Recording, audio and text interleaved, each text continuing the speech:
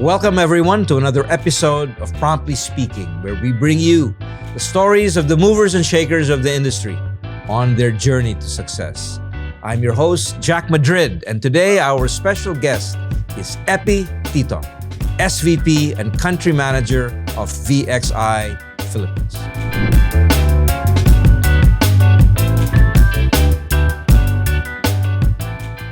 Let us welcome Eppie to the show. Thank you for spending the afternoon with us, Eppie. Yeah, Jack, thank you so much. I've had a fortunate chance to go through your podcast. It's a really interesting show. Thank you for doing this for all of us and for the industry. Well, it's also a lot of fun to do. In fact, what we're going to do now, Eppie, is one of my favorite parts of Promptly Speaking. Okay. Which is... I don't want you to think too much. Don't think too hard. Just say the first thing that enters your mind, okay? Perfect. So let's start. Are you ready? Yeah. Eppie? Okay. What's the first thing you do in the morning? I pray. When I wake up, it's the first thing, like instinctively, it's just to help kind of center myself. Yeah. Pray. Okay, that's good. I should do that more. You seem to have so many hobbies, Eppie. If you could describe all of them in one word, what would that word be? Forever amateur level at all of these hobbies. How humble. Yeah, it's there's a lot. There's just so many interesting things to do.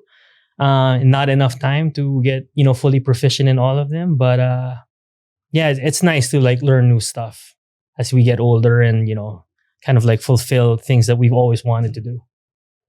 What has been your best ride ever? Wow. Two things. Like from a bicycle standpoint, there's this route in the east called the Hala Hala Loop. It is a long day of climbing and a long day of great views. But when you survive that and you're able to get home, you're just thankful that you're able to survive it. And, all of these things that you do during the ride kind of come back to you as a good memory. From a motorcycle standpoint, and I encourage everyone to at least try this once in their life. Me and a few friends took our motorcycles to Marinduque and rode around the coastline of Marinduque, which is beautiful. Beautiful Wow. province. Not a lot of cars, great roads, Wow. beautiful scenery. How long was that? We took 3 days. A friend of mine has this great place in Marinduque that they rent out for an Airbnb type resort, and it's by the water. And we camped there for the first night and took 2 days riding around the coast. It's beautiful. You had to ship your bikes with you? We got on the Roro, and which is another adventure of You its got own. it on the Roro. Yeah, you ride from Metro Manila all the way down to Quezon, and then it's about a 2 or 3 hour Roro ride to Marinduque. And then once you get to Marinduque, not a whole lot of cars, beautiful paved roads. Just great scenery, Wow. ocean and mountains. Sounds spectacular. What is your favorite song to play on vinyl? Wow. You guys, album na lang if it's too hard. Wow. You guys did some great research. An all-time classic for me is Siamese Dream by Smashing Pumpkins. Wow. Very well-produced album. Wow, Butch how Vig. cool is Yeah. that? They're from Seattle. Yeah, from Seattle. So that's a great album. And then recently, a friend of mine got me into like the early Beatles stuff and like post Beatles, like Paul McCartney, like Wings. Very well produced albums as well. You wanna sing a line from Siamese? Oh my God, no! No one needs to see that or hear it. Or maybe in the shower. No? Yeah, shower. Favorite golf courses? You've been playing long enough. Like Puerto Azul was a great golf course. Oh, I Yeah. love that. Yeah, it's Closest thing to links. No? right. Yeah, In the Philippines. and I wish they would revive it or They're trying to. They're trying to. I know. Ricky Rizon bought it. Yeah, Diba? yeah.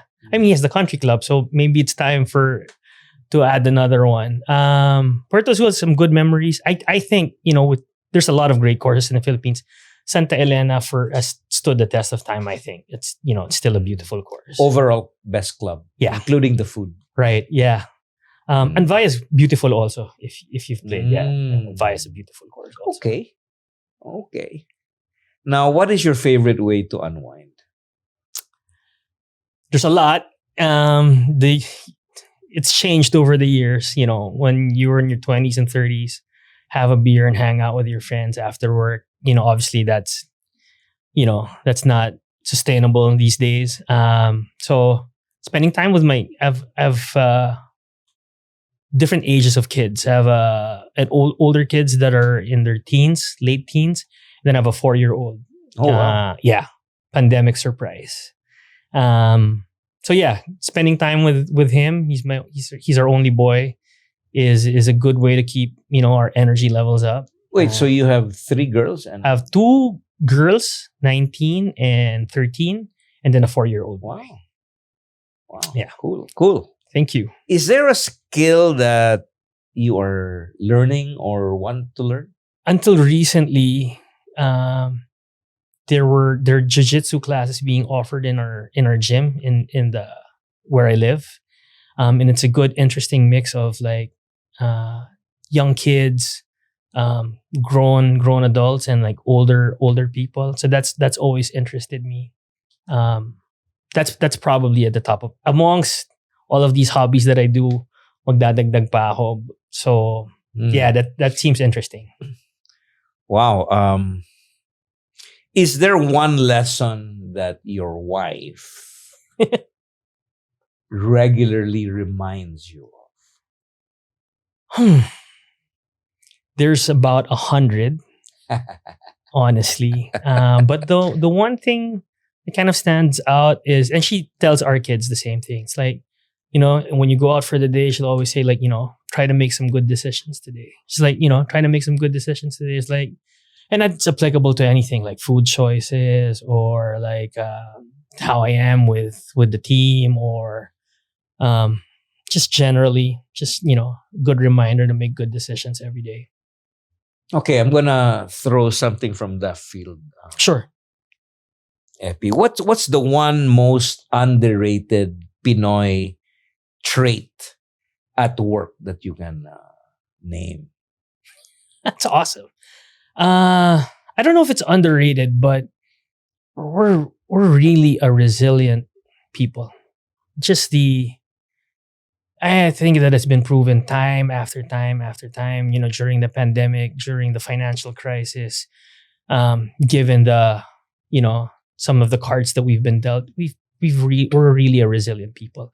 And I know that that's often been portrayed globally, but I don't think that there's enough overstating how resilient we are, and just, proud that that's part of our culture, and proud that I get to see that with our workforce every day. And nowhere is that more evident than in our industry. It really is. It really is. And, all of these changes that are forthcoming, I think is going to test that again. But I have 100% confidence that we're great adapters of technology, and AI is just going to be another technology that we adapt to, just like we adapted to the internet, or just like we adapted to social media. It's just another thing that we're going to have to adapt So to. there will always be a human at the core. Certainly hope so. So fill in the blanks. Okay. I am Eppie Titong, and I am Hungry. Hungry for just a general hunger to maximize all of the opportunities that's in this life, whether it's with my family or whether it's in this industry, in this career. I am very nationalistic in the sense that I've had the opportunity to work elsewhere and lead other teams in other areas, but I was very deliberate in choosing to stay in this country because I believe that what we're doing here is noble. It's part of nation building. I had good lessons from my father that he was exactly the same. He decided to stay here and help kind of like build his industry, and nation building is such a noble thing to do. Oh, that's wonderful. In fact, it's the perfect segue to some of the questions that I want to ask you on Promptly Speaking. So Eppie, if we were to step back into your childhood home. Now, what kind of a kid was Epi, and what values did your family instill in you that you carry to this day? That's a great question. I think you're gonna find a really annoying kid that I'm the youngest of four kids. I have three older sisters. Wow. When you're the bunso or the youngest in the family, you're always like the person that has to do stuff. And fortunately, I had my dad was he was the regional president of a large multinational pharmaceutical, but he was based here in the Philippines. Oh, which one? It was called Sharing Plow at that time. Oh, I remember that. Before the merger. They've gone through several mergers. So I had a early front row seat to like organizational dynamics and high performing organizations and Western culture and corporate life. And he was a really good example. He was fully supported by my mom. That was a homemaker. So I think you would have found a kid that was annoying, but also very curious. Also, I asked my dad a lot of questions. He traveled a lot. So there were opportunities here and there that I could travel with him. So I was always fascinated with how things worked and how, global corporate stuff worked. And it was always fascinating to me. Any lessons that are particularly memorable from your dad? There's a lot. But what always stood out to me was how nationalistic he is and was throughout his life, how he felt like that the Philippines and the Filipino talent could be at the center of the global stage. My sister's names are Maruha Dewata and Melina Ordua. And he was really tempted to like name me Dagohoy. Thank God my mom won that fight. She was like, nope, then you're not going to name our only son Dagohoy, which apparently is a Filipino hero. So my mom won that fight. So thanks, Mom. But yeah, that always kind of like stood out. He was very nationalistic, and he always felt like the Filipino talent could shine in the global stage. Wow, beautiful memories, Epi. Do you remember the very first time that you thought that this could be my career?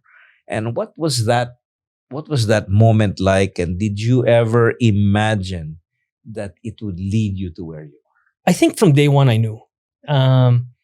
One of my oldest and dearest friends, one of my childhood best friend growing up, he took a break from law school, and he's like, let's look for work like in the meantime. So I was like, yeah, I'll go with you. And we went to Ortigas. And at that time, Ambergris Solutions had a building in Discovery Suites. Yes. And we walked in, we had our resumes with us, and the owner of the company Wait, this was interviewed going us. to be your first job? Yeah. What did you study, by the way? I studied economics in UP Los Baños. So, and my sisters are, two of them are in the banking industry and one's been in the hotel industry for 25, 30 years. So it was a surprise to my dad when I said, I think I'm going to go into this call center work. And he was like, oh, okay. All right. Let's see what comes out of that. And he was, I think, hopeful, but also a little curious of what would come out of it. But I knew from day one that I had found kind of like, not my calling, but like an area where I could really, I think, really excel in. And so the people that I went into training, the first class of people, are still like dear friends of mine. I ride motorcycles with them. This same training class are still the same guy. What was it that attracted you early on? You were what, 21, 22? No, I was a little bit older. I was in my mid-20s, 24, 25. I think just everyone was like young and excited, and this is back in 2002, 2003. So there weren't really any precedents of like, what call center work was. So everything was new. And so it was exciting. It was refreshing. Everyone was like trying to make a name for themselves and trying to work in the industry and, further their career. I think that I was drunk with that excitement of just like this great sunshine industry that was growing. Fantastic. So looking back at your early roles and then now, being the country head of VXI. What do you think was your secret sauce, Epi, in rising through the ranks? Was it some mentors that you had along the way, or was it the grit that you possessed? Or was it something else? Good combination of a few things. I think you know, a lot of the people that went into this industry early on was like, saw it as kind of like an in-between thing between this and law school, or this and med school, or this and another thing. I think the people that really kind of like stood by and said, I'm going to make a career out of this, were the ones that really hung in there and were very deliberate about the things that they did. I was one of them.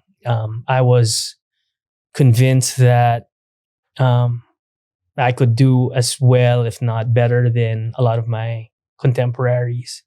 I had some really great mentors along the way. I got very lucky with my first team leader. Her name is Cookie Moreno. She was a great shining example of like, what early leaders could be like. And I've worked with, a guy named Jared Morrison, who was our country head prior to me taking over that role. He served as a great mentor to me as well. And then the owner and founder of VXI, the CEO and founder, David Joe and Eva Wang, are still very active, and they've served as great industry mentors and leaders to us. So it's a combination of those things. Wow. So ambergris Yeah. to start with, and then what was the progression? And then I went to, after maybe 3 or 4 years, I went to Cytel. And then I was in Cytel for about 5 or 6 years.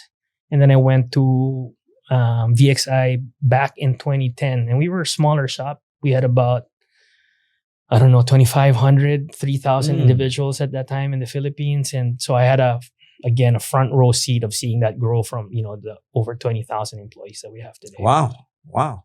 So you really been there from the start, but early days. Pretty early on. And, I can tell that excitement, that edge that the industry had. Yeah. Back then is still very much with you. So, Epi, every leader, right, has a turning point or two, a challenge, a failure, or a big win that have helped shape how they lead. What would yours be? There's a lot. There's a lot of like big failures and a lot of like great achievements. But the one that kind of sticks out into recent memory is how we reacted during the pandemic. Like everyone, if anyone says, I knew exactly what I was doing, here's the playbook.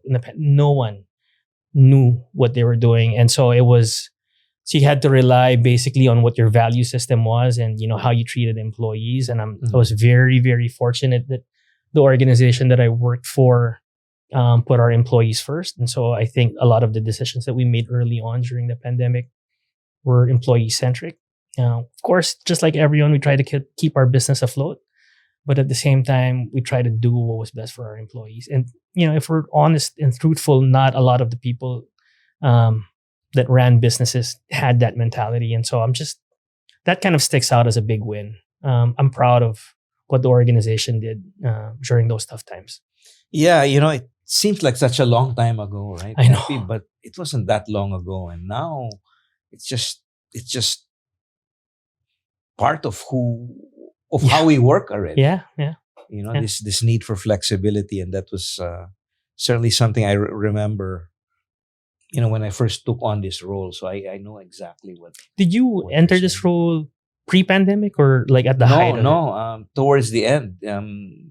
It was a time that, the Department of Finance was forcing us back to the office because of Section 309 of Create. So feels like a long time ago, but it wasn't. That was 2022. Yeah. So I think the industry handled it well. So big thank you for leading us through that change, Jack. Appreciate that. A lot of us look to IBPAP's leadership and the things that you guys did. Still do. I think you led us really, really well through that challenge. Thank you. You've mentioned a number of mentors in the previous question, Eppie. Was there a particular lesson that you want to share from one of those mentors you had? Mentors are unique in the sense that they can come in different forms. One mentor that I really consider is a guy that I grew up with. His name is attorney Ferdinand Benitez.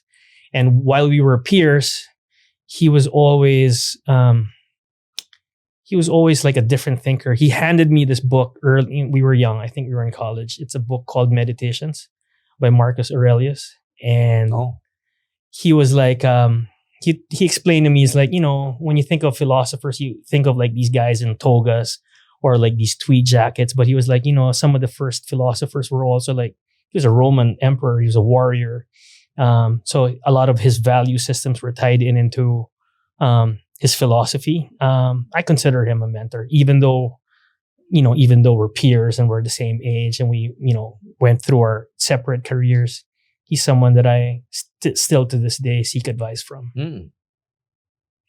So let's flip Sure. mode here.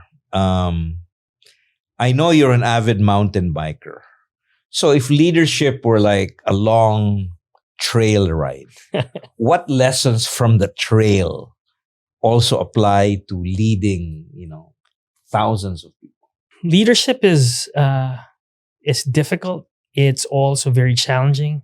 It's also very rewarding. Just like any interesting trail, there's a lot of surprises along the way.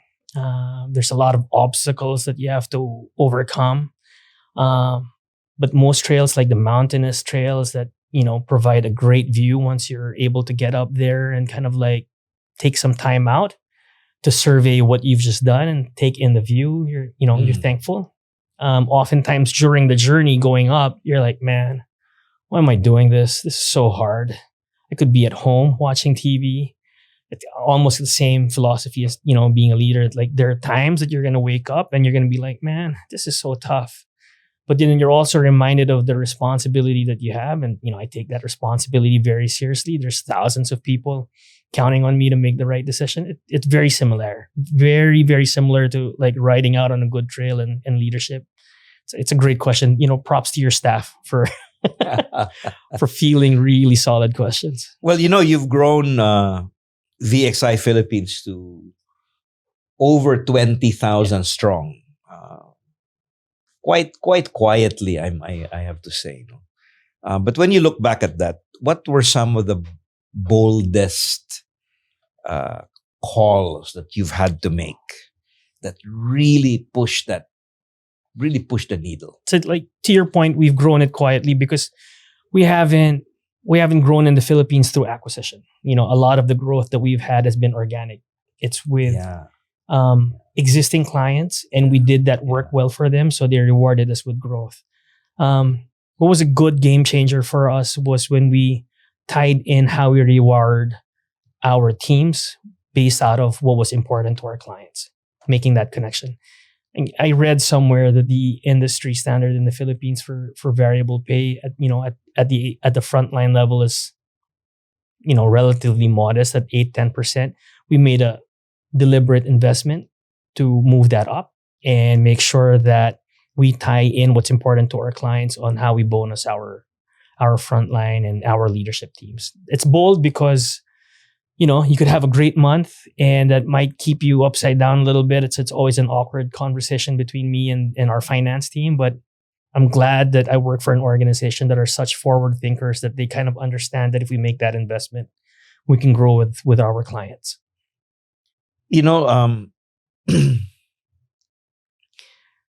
No joke, leading 20,000 digital workers, Eppie.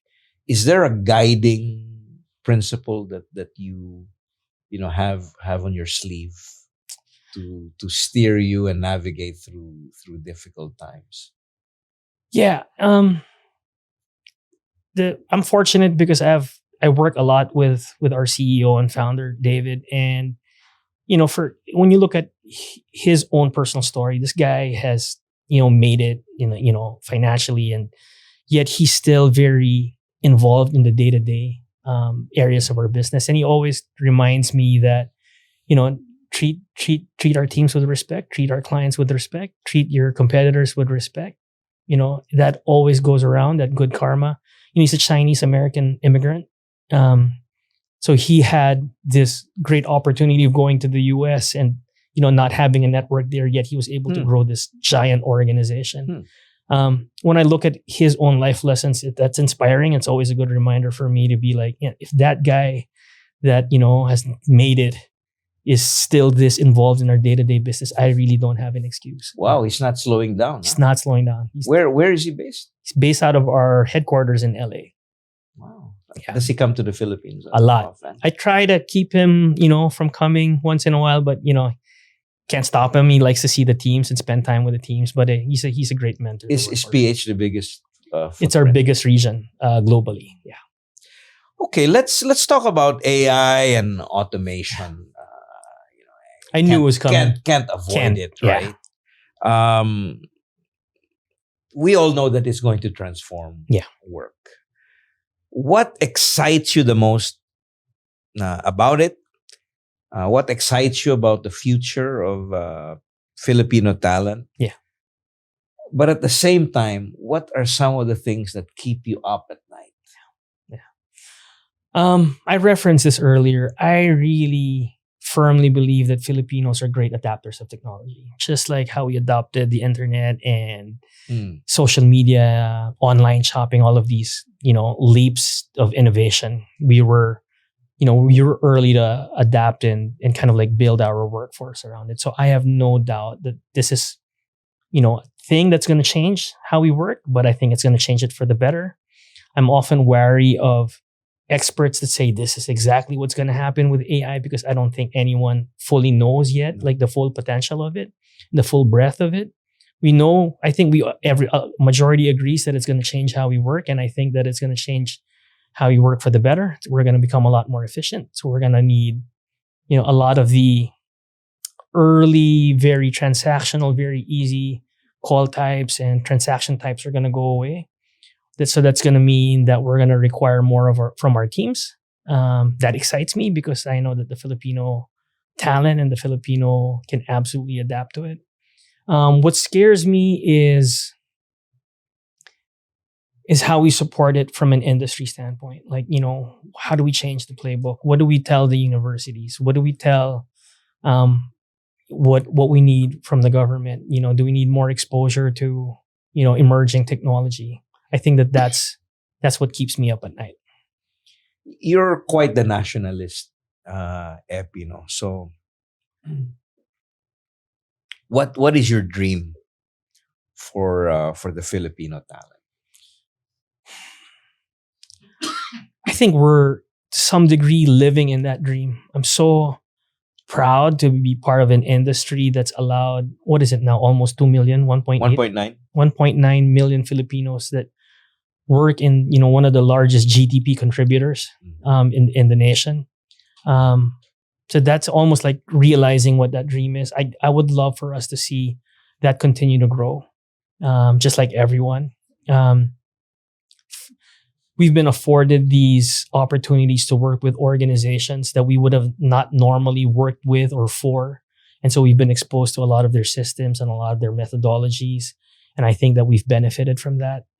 I'm excited. I'm excited even with some of the emerging leaders that we have, even in our political landscape. Like, Secretary Vince Dizon is doing great work with the Department of Transportation. He's moving over to DPWH.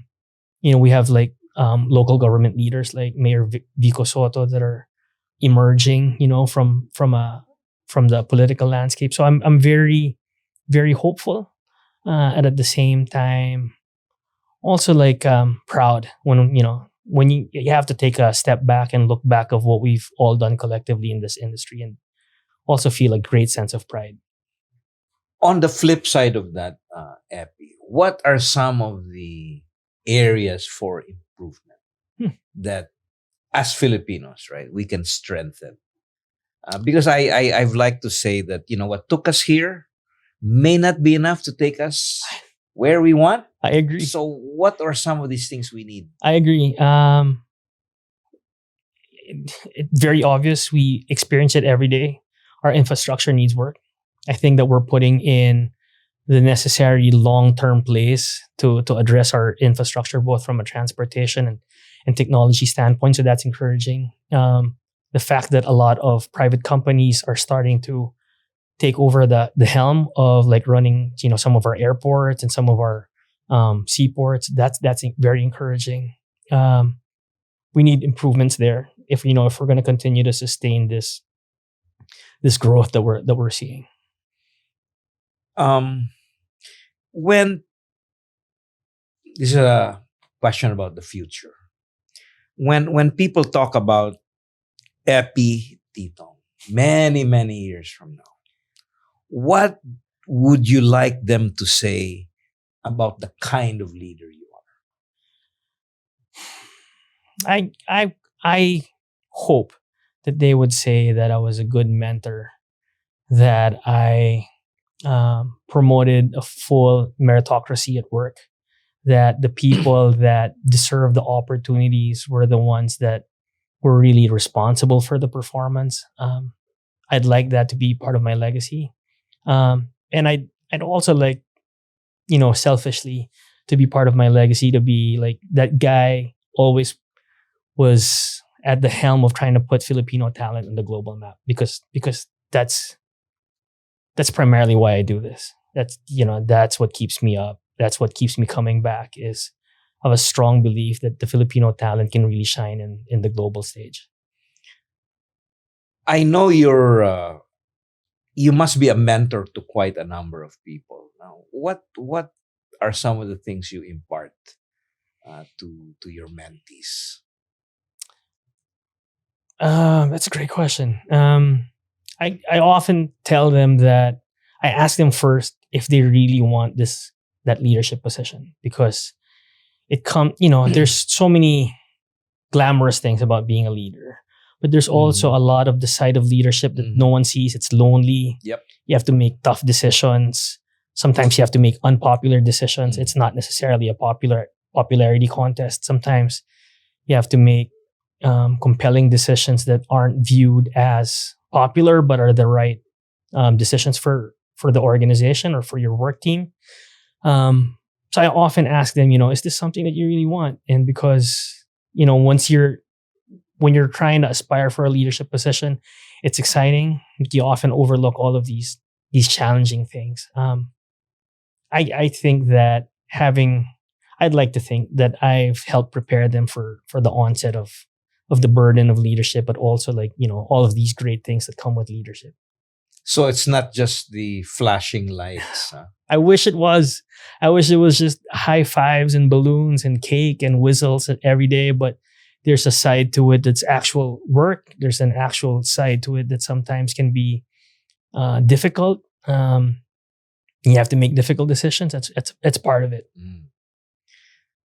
I sometimes hear, Eppie, observations about Filipino leaders, and there's some cases when people say, Jack, why are they a little bit reluctant to push it one notch higher? Yeah. They seem to be sometimes content with what they have. Yeah.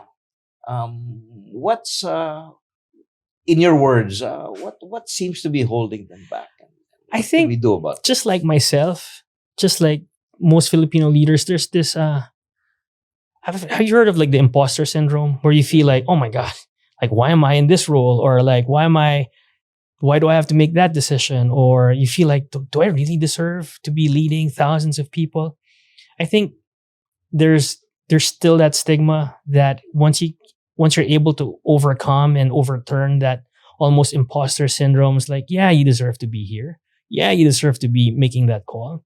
You've absolutely earned the right to make that decision. And once that seeps in, and once they're exposed to, making those decisions, it becomes a little bit more second nature. But you're right. That's a common thing. It's like there's this mahiyain, or like this reserved, almost like demeanor. And I think that still comes from a little bit of the imposter syndrome of we can't believe that we're actually in charge of our own destiny. Let's probe a little bit more into that. How do you deal with that on your own? Like how, this imposter syndrome, How do you deal with it? We all go through that, right? I look in the mirror and I recite 10 times, "You're awesome." No, I'm just kidding. It's I think I look to people, whether they're peers or whether they're people that work for me, just like everyone else, to look for validation. And I try to ask myself, am I steering that person right, or am I making the right decision? Or I ask people from different industries on what their take on different things are. I don't want to live in almost like this echo chamber where you kind of like believe your own hype and you listen to your own self. It's always good to like take feedback and criticism. I play golf with this guy named Ash, and he reminds me almost every time that that he's here in my life, to give me a hard time and to tell me things that I don't necessarily want to hear. And I think he's done a good job of that. Wow. It's just good to get out of your own echo chamber and get different perspective from people. And awesome. Yeah. So as we wrap up what has really been quite an insightful and very enjoyable conversation, Eppie, I want you to imagine that you are speaking to a 22 or 23-year-old who is about to start their first ever job in the IT-BPM industry. Now, what is the piece of advice that you would like to share with them for them to have, as they embark on their journey? Have you heard of the story of Junjun in the call centers? Just like when I was starting out as an agent back in, you guys have heard of him, no? Yeah. Back in 2003, there was always like these rumors that there's a ghost in the call centers called Junjun. Like, okay, every single call center that I've been in, every single site that I've been in has their own version of Junjun. So that would be my first advice. Is like, don't believe there's a Junjun. And that was 20 years ago. He must be like 30 years old by now. So it must be old. And how's he getting around all of this traffic moving from site to site? But in all seriousness, I would tell the 22-year-old that's about to go into this industry that stick with it.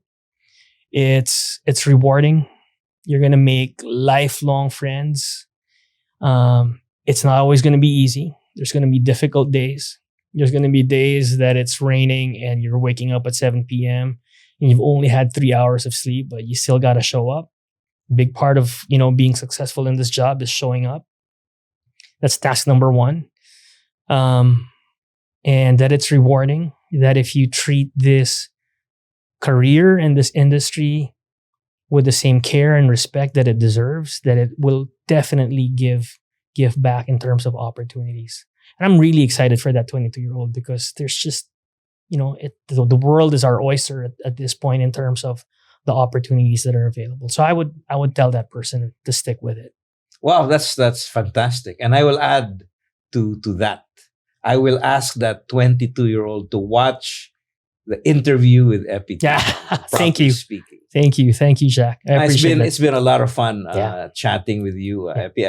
I feel like I've gotten to know you so much more, and I wanna go riding around Marinduque now. Let's do it. Thank you, Jack. Thanks for inviting me. Thank you. Eppie Titong. Woo!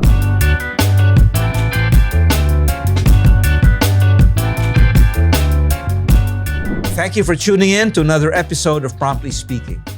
We hope you enjoyed today's episode, and I look forward to seeing you on the next one.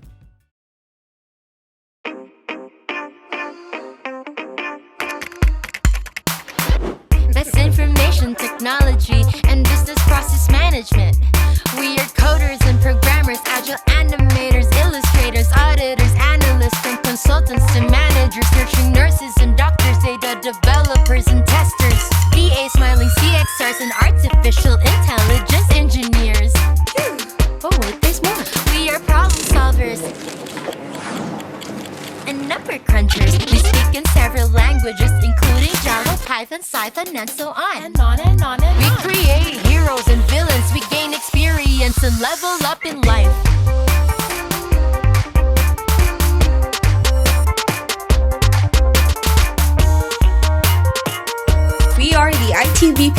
industry, working with the Philippines.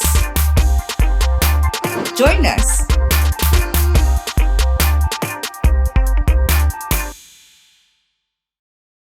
Thanks for listening. If you enjoyed this episode, be sure to follow and subscribe to IBPAP on Facebook, LinkedIn, TikTok, and Instagram. Stay tuned for the next episode on Spotify, YouTube, and Apple Podcasts. IBPAP.